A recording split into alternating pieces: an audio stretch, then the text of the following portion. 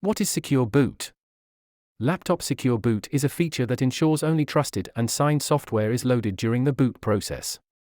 It helps prevent unauthorized or malicious code from running on your laptop, enhancing its security by verifying the integrity of the operating system and boot-related files before they're executed. This feature is commonly found in modern computers and helps protect against various forms of malware and unauthorized access.